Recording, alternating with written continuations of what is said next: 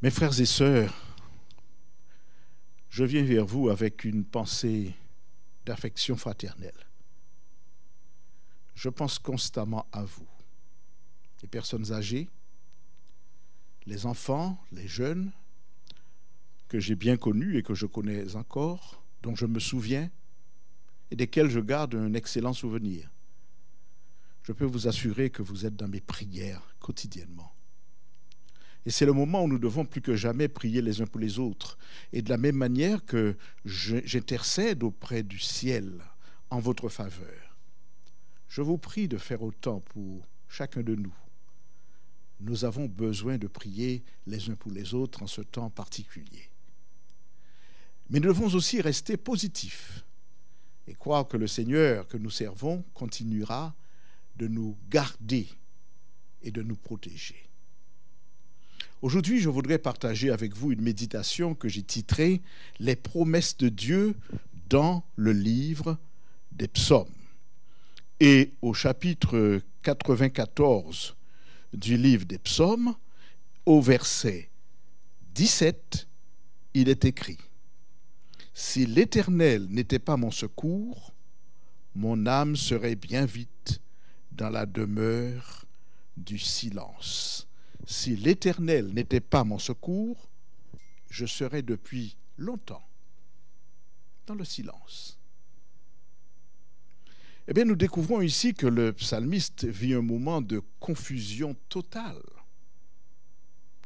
Dans la vie de tout individu, il peut arriver qu'à un moment donné, l'épreuve vous visite, cause des situations de stress, quelquefois d'angoisse, et aussi de dépression dans certaines situations plus extrêmes. Dans le cas présent, le danger dont parle le psalmiste vient d'un ennemi. Un ennemi qui oppresse le peuple de Dieu. Et il écrit au verset 3, « Jusque à quand les méchants et éternels, jusque à quand les méchants vont-ils triompher ?» Et d'ajouter au verset 5, « Éternel, ils écrasent ton peuple, ils humilient ton héritage. » Évidemment, la vie de ce serviteur de Dieu est elle-même menacée. Et il a peur. Il a peur. Vous savez, devant la mort, je n'ai pas rencontré grand monde qui n'ait pas peur. J'ai vu des gens passer ce moment avec détresse, avec stress, avec peur, avec découragement. Très rarement, on rencontre quelqu'un en fanfaronné pour dire « Moi, je n'ai pas peur de la mort ». Mais La Fontaine en a fait un poème. Un homme qui réclamait la mort parce qu'il sentait que le fardeau de la vie était trop lourd à porter. Il y avait les impôts, il y avait toutes sortes de problèmes. Et quand la mort est arrivée pour lui demander ce qu'il convenait de faire, il lui a dit simplement, si tu veux m'aider à porter mon ballot de bois jusqu'à la maison. Je paraphrase. Oui, la mort fait peur. Et la propre vie de ce serviteur de Dieu est menacée. Mais heureusement,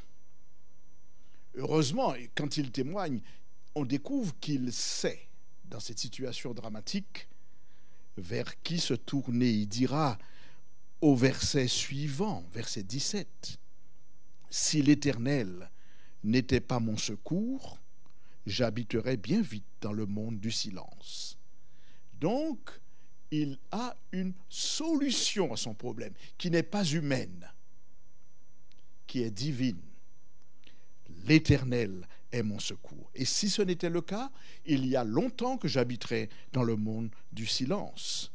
Vous savez, dans les moments des épreuves, et ça arrive fatalement, les croyants sont invités toujours à trouver leur secours en l'Éternel. Il est toujours disponible et disposé à secourir ses enfants et à secourir son peuple.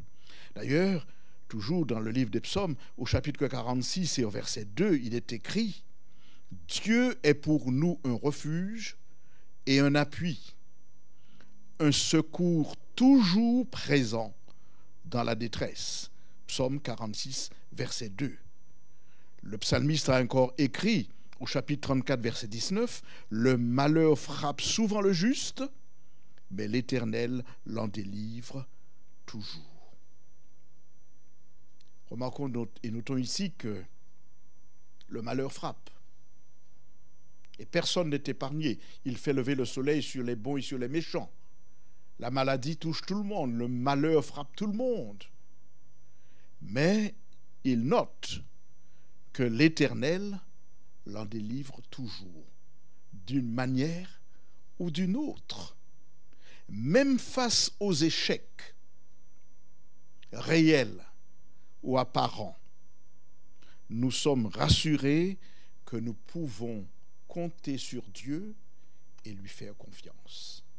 Nous sommes assurés que nous pouvons aller vers lui et lui faire confiance. Le chant des degrés nous indique en effet où trouver la solution quand un problème vient frapper à notre porte. Où trouver la solution? Non, pas dans ce bas monde. La solution n'est pas au milieu des hommes. On peut chercher par-dessus la terre. La solution ne se trouve pas au milieu des hommes. La solution se trouve en haut.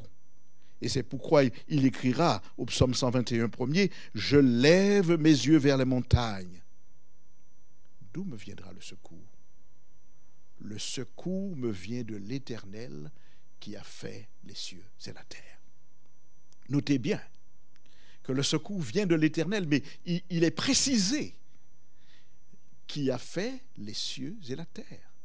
Par conséquent, il a le pouvoir de créer les cieux et la terre, à plus forte raison, le pouvoir d'intervenir pour apporter une solution dans la vie de ses enfants. Et comme toujours, le secours vient de lui, eh bien, nous avons cette assurance que nous pouvons nous confier en Dieu, avoir confiance dans le jour de l'épreuve et ne pas avoir peur. Il est très important, bien-aimés, que nous n'ayons pas peur, car la peur est paralysante, destructrice. Elle nous enlève le sommeil et quelquefois nous détruit avant même que nous n'ayons à faire face à une réelle difficulté. De sorte que quand la difficulté arrive, nous n'avons plus les mêmes énergies et la même force parce que nous sommes déjà épuisés. Confiance, faire confiance à Dieu. Aller au-devant de lui avec un cœur sincère, comme il nous invite à le faire, car le psalmiste déclare qu'il irait bien vite vers le silence de la mort si l'Éternel ne l'en avait pas délivré. Par conséquent, pas un cheveu ne tombe de notre tête sans la volonté ou la permission de Dieu. Quelquefois, ce n'est pas sa volonté, c'est au moins sa permission. Et quand on ne va pas jusqu'à la mort, nous pouvons considérer les angoisses ou les situations paralysantes. Et voilà ce qu'il écrit dans ce psaume 94, verset 19. « Quand mon cœur est agité par une foule de pensées, tes consolations me donnent la joie. » Une foule de pensées négatives. Le cœur est agité, troublé. Mais tes consolations me donnent la joie. L'Éternel vient porter une consolation qui rassérène et qui redonne la joie, car le chrétien est appelé à demeurer joyeux au milieu des épreuves de la vie. Où donc se situe le point d'appui du psalmiste, qui doit être également celui du croyant, qui doit être votre point d'appui, le mien, celui de tous les enfants de Dieu. Au verset 18 du même psaume 94, il dit, quand je dis « mon pied est en train de glisser », ah, ça c'est un aveu de faiblesse. Glisser signifie avoir des doutes, le découragement. Je perds mes forces, je perds confiance, je m'enfonce. Quand mon pied est en train de glisser, verset 18, il ajoute « Ta bonté éternelle me sert d'appui. » Amen. Ta bonté me sert d'appui. je sais que je peux compter sur toi. On peut même remplacer le mot bonté par amour. Ton amour me sert d'appui. Et ce socle sur lequel je peux m'appuyer, sur lequel tu peux t'appuyer, sur lequel je dois m'appuyer et sur lequel tu dois t'appuyer, ce socle ne chancellera jamais. Ce socle n'est pas temporaire, il est permanent, car il est écrit que le Père comme le Fils est le même hier, aujourd'hui et éternellement. Hébreux 13, verset 8, et chez lui, il n'y a ni changement, ni ombre de variation. Épître de Jacques, chapitre 1er, verset 17. Dieu est stable. Tu n'as pas à craindre. Tu peux t'appuyer sur lui. Le socle est solide, tu ne risques pas de tomber. Tu ne risques pas de te perdre. Même si ton pied glisse, avance et fais confiance au Seigneur. N'aie pas peur. N'aie pas peur. Vous savez, bien-aimés, le temps de détresse et d'angoisse qui est devant nous exige une foi capable de supporter la fatigue, les délais et la faim.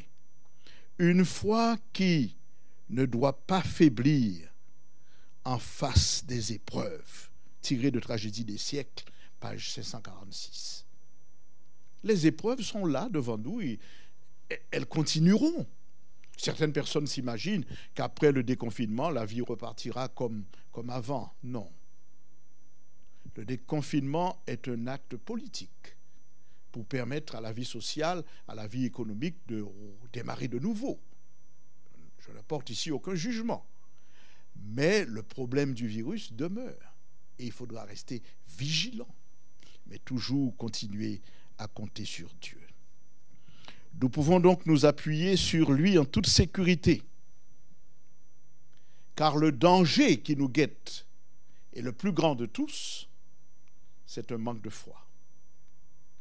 Le danger qui nous guette le plus, c'est un manque de confiance en Dieu, qui peut se traduire par une distance barrière que nous mettons entre Dieu et nous.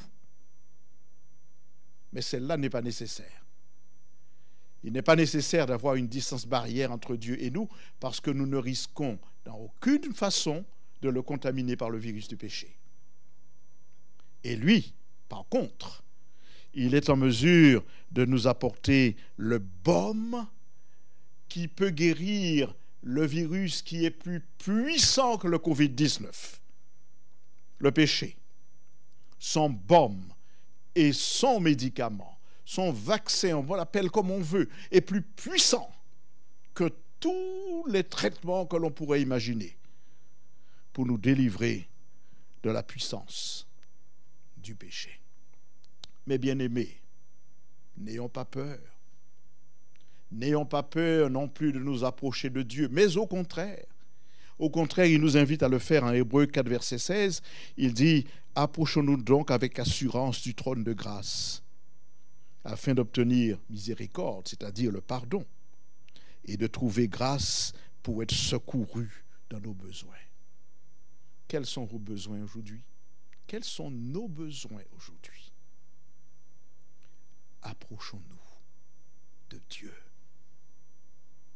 Approchons-nous de lui dans la prière, dans l'étude de sa parole et en toute confiance.